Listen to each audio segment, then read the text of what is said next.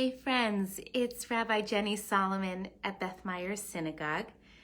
I'm coming to you from my office at the synagogue. It's really joyful to be here. So I'm coming with a mincha moment with some inspiration from this week's Torah portion for our spiritual practice. So this week's Torah portion is called Hukkat. And in many ways, this Torah portion is really full of grief.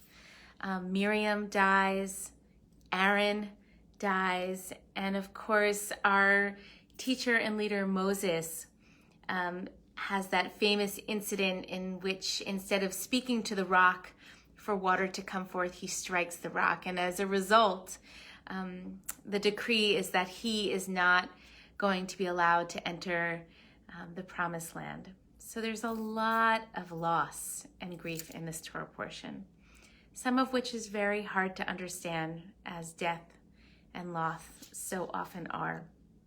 And in fact, the word Hukkat comes from this word for chok. It's a specific kind of Jewish law, a legal decree that our commentators over generations teach us is one of those laws that we can't wrap our heads around with pure reason, with logic. It's one of those laws that really invites us to just sort of hold it with a quality of mystery.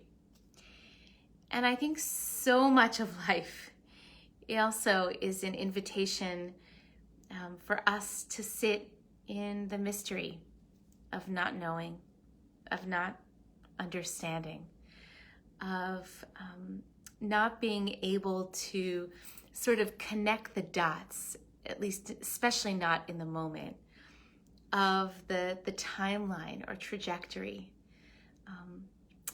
Is often things happen not according to what we expected or even what we would wish in terms of an arc of how things unfold.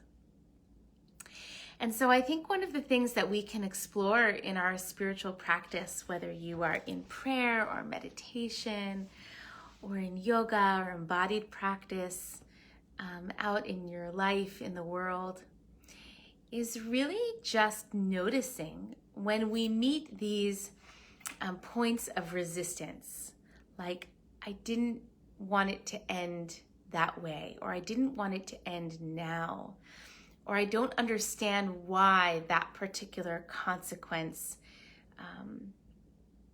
unfolded. Can I meet that disappointment, that hard edge, with some softness, with some non-opposition? It's one of those simple, not easy things that abound in life. But for me, when I sit in prayer and when I sit in meditation, or even when I'm out on a run, working through all the stuff that happens in my soul and sort of doing that work of wrestling, one of the things that I try to remember, and my spiritual practice invites me to remember and to bring back into my experience, is the wrestling is holy, it's important, but so is softening. So is meeting the truth of my experience with all of its disappointment and loss and sadness, with a quality of softness, of non-opposition, which is not always the same thing as acceptance, right? It's okay. It's okay for us to have a quality of righteous indignation about the way that things are happening and we wish they were otherwise. I think that's human. I think that's natural.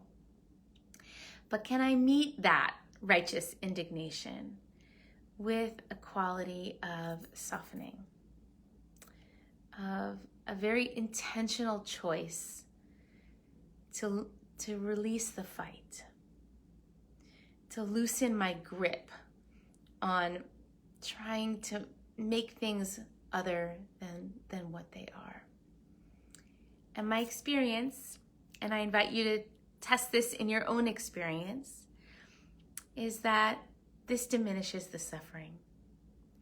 The pain is real, the sadness is real, the disappointment can be real, but the additional and I think sometimes unnecessary softening may lessen.